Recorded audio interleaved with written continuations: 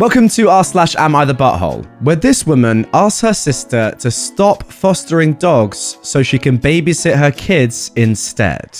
Am I the butthole for asking my sister to stop fostering dogs so she could help me with my kids? Okay, just writing the title like that made me feel super guilty, but please hear me out before judging too harshly. I am a 38-year-old woman, and I've got 4 kids aged 11 months, 3, 5, and 10. I love them all more than anything, but I'll be the first to admit that our house is constant chaos and it can get very exhausting. My sister, who's 33, is child-free, but loves my kids and was happy to watch the older 2 or sometimes 3 to help me keep my sanity. This has been extremely helpful, and I tell her all the time how grateful we are for her help. The thing is that the kids used to go over to her house, but right now they can't because my sister is fostering an elderly chihuahua. My sister claims she can't have them over for the time being as they'd stress out the dog. Now this dog is extremely frail and timid, so I think that was a fair assessment. This was the 4th dog she's fostered, all of which couldn't be around my kids. This most recent dog took 8 months to find a home for, but most of her other dogs took even longer. When she told me she found an adopter, I knew I could finally breathe a sigh of relief, and joked about how I was glad she could babysit again. Then my sister proceeded to tell me that there was a second dog that desperately needed a new foster, so she planned to take in that one as soon as her current dog was gone. So she couldn't do any more babysitting than she already is. Sometimes she comes over to my house in the morning to help out. I could literally feel my stress levels spike. I haven't ever done this before, but I opened up to her about how much I've been struggling since she got the dog, how little sleep I get each night, how my husband hasn't been helping as much as he should, and some other deeply personal issues that I've been struggling with. Then I asked her point blank to not get another dog. She comforted me, but ultimately didn't agree on anything and said she needed some time to think. I know I'm asking a lot of her, since rescuing dogs is her passion, and that is why I feel so guilty, but I don't have anyone else to help me. I can't afford a babysitter long term, and my friends all have their own kids to look after. Above all, my kids will always come before a dog, and that's the reason I was willing to request it.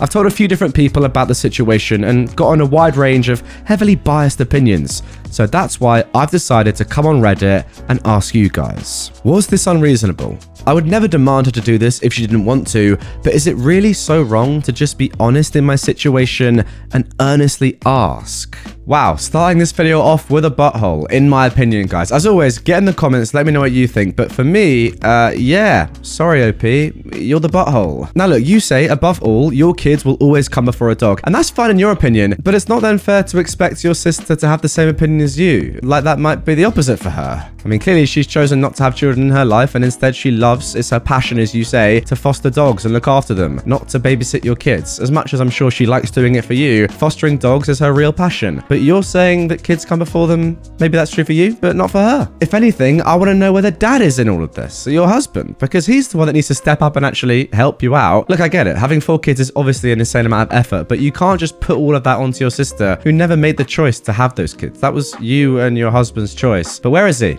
I don't know. Someone let him know that he needs to get in the mixer. Am I the butthole for telling my therapist lies because I suspected she was telling my husband what I was telling her during our sessions? I started seeing a therapist 6 months ago because I had postpartum depression. At first, she really helped me. But then I noticed on 2 occasions, my husband mentioned things I hadn't told him, but I had confided in my therapist. Since I had no proof, and I didn't want to accuse either of them, I decided to tell my therapist lies that I knew he would confront me on if he heard them, to see if I was being delusional or not. The more I lied to her, the more suspicious I became too, since even things I said that made my husband look awful were challenged by her and twisted to make him look good. It took a while for him to confront me, but he did.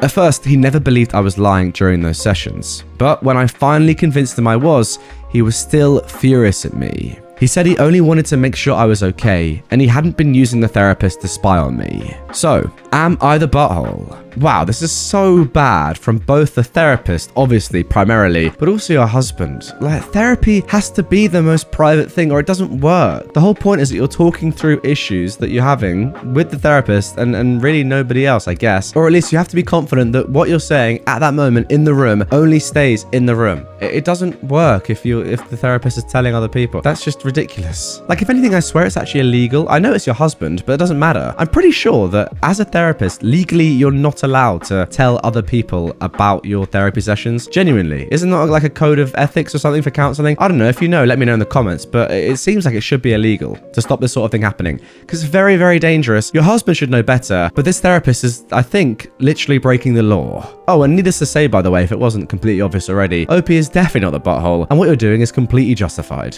Am I the butthole for keeping all the money from mine and my wife's baby shower? My wife and I are having our first baby boy. We're due in May, so we had our shower last weekend. Her family didn't really plan the whole thing, other than decorating. So I ended up purchasing a venue as I wanted to make a big deal of this, to make my wife feel special. I spent 2.5k on this venue, which I was prepared to do and I was okay with. My wife wanted something smaller initially, but I wanted to do the co-ed thing and invite my friends and family too. After paying for the place, my account was depleted and I won't be paid again for 2 weeks. So I took all the cash we were given in cards and deposited it into my accounts. We ended up getting about $1,600, so I only ended up paying less than $1,000 for the shower. Yeah, not entirely sure that's how it works, but okay. My wife is upset about this because she feels as if the money should be used for more baby things and not to pay myself back, as she put it. I told her I can't just have $0 in my account for 2 weeks, and she said I should have thought of that before booking such a big space for the shower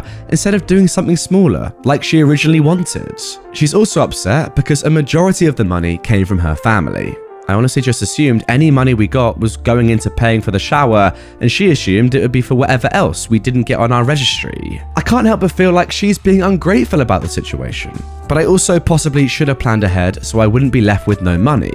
I'll probably use the money on baby stuff anyway, however, I need gas and food money as well. So the question is, am I the butthole here? Yeah, this really doesn't look that good, OP, sorry. Sounds as if to me, you've just spent way too much money unnecessarily on a baby shower that nobody apart from you really wanted in the first place, especially not your wife. And now you're just trying to get the money back that you spent unnecessarily.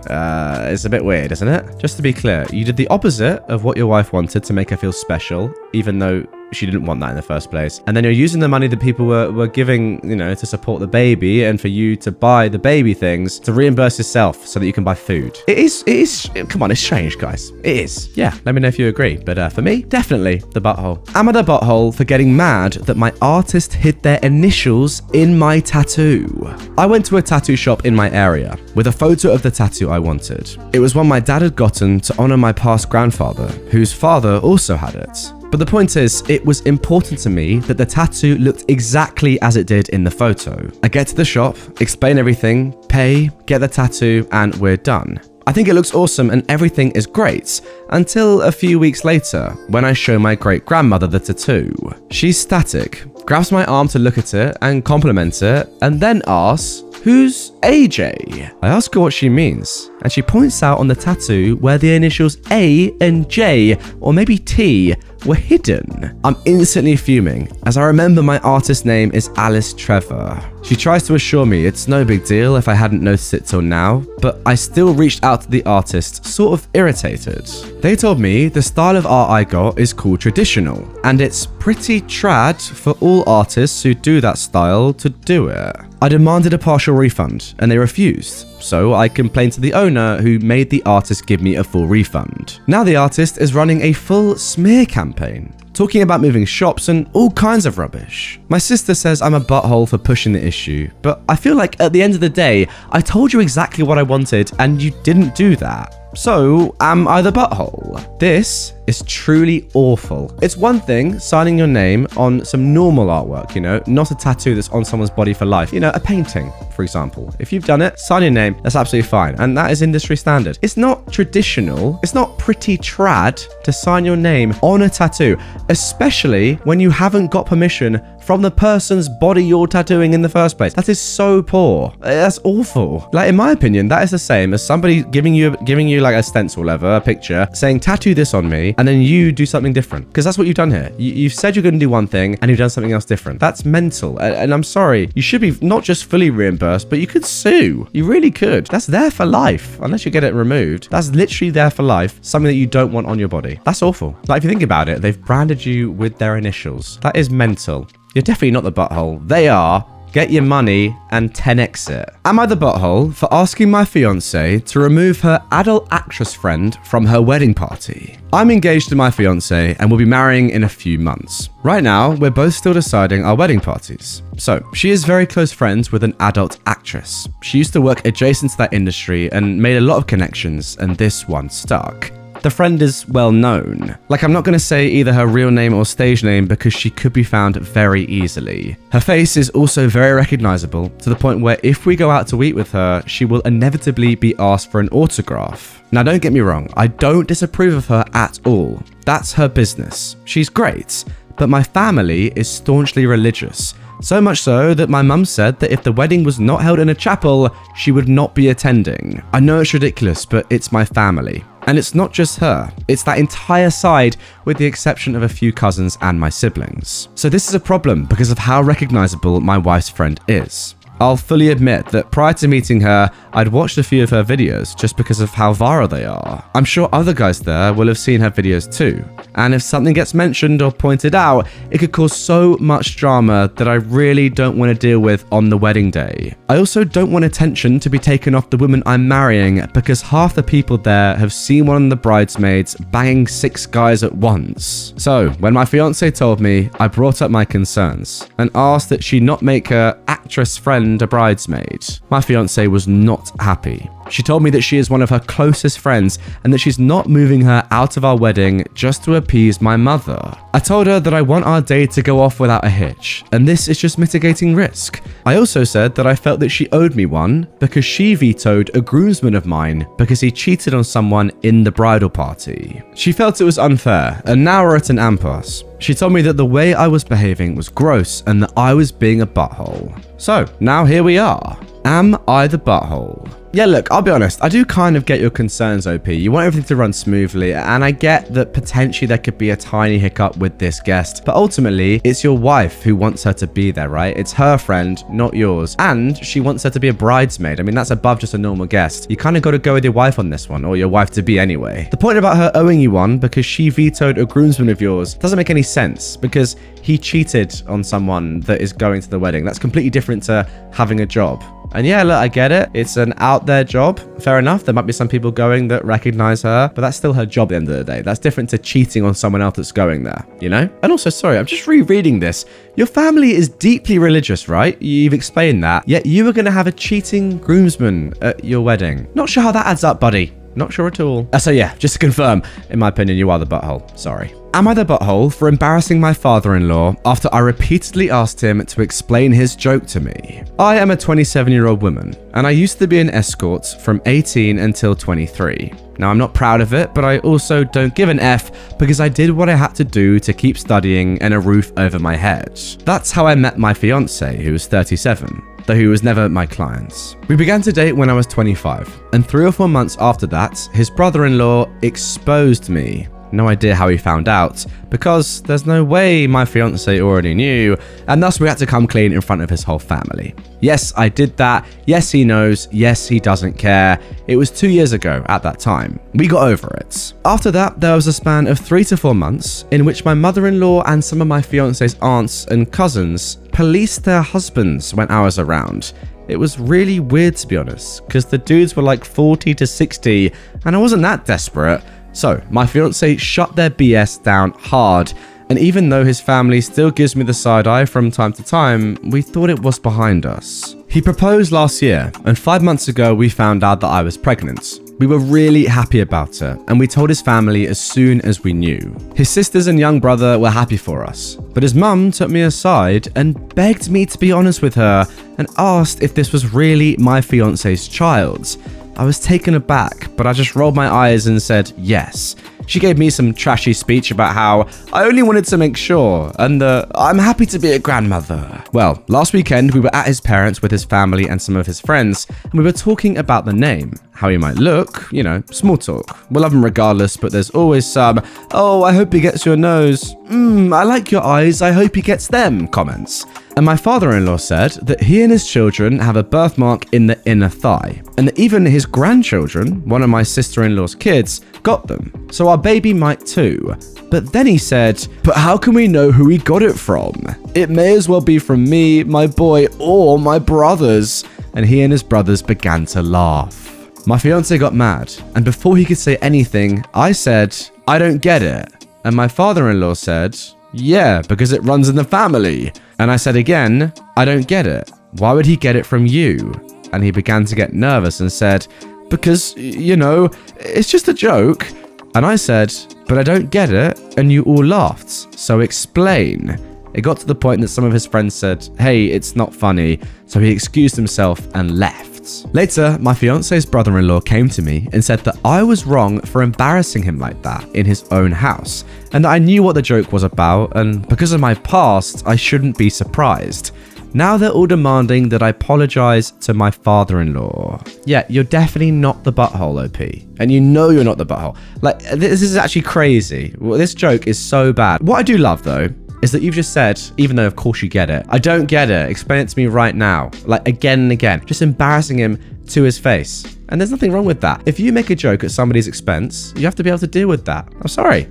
You just do. I mean, he literally made a joke about him and other men from the family impregnating you. That is mental. I'm sorry. Like, this is a woman that's going to be in your family for life and you're making that joke. That's ridiculous. Yeah, you're obviously not the butthole for questioning that. Wow. Am I the butthole for refusing to make my husband apologize for what he said to my mum at the dinner table? So, I, a 31-year-old woman, recently got married to my husband, Scott. Before I met him, I was engaged to my former fiance, Martin, but we broke it off because this relationship was sort of pushed by my family because he's a doctor and comes from a wealthy family. When our relationship ended, Mum was devastated.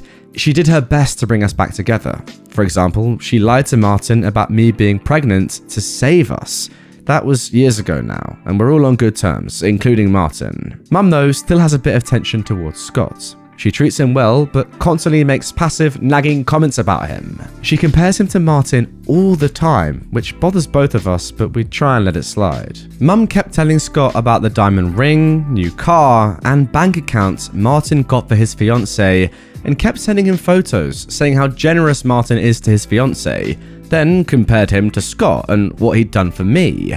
I told her to stop doing this, and she apologized. Last week, we were over at my parents' house for a social gathering. Lots of relatives came and we had dinner. At the dinner table, Mum asked Scott if he saw the text she sent him the other day. He said he was sorry and that he didn't. She told him to check it right then and read it out loud so everyone at the table could hear. He took his phone and started reading the text out loud.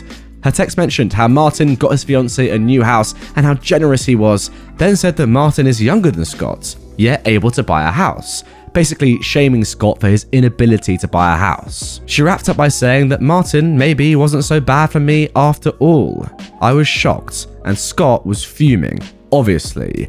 However, he didn't lash out or anything. He just looked at the text, smiled, and said, you know, what gets me about this entire text is how you were a public educator for 30 years, yet you can't differentiate between the passive you and the contraction your. Good God, the thought of all the children that must have been left behind.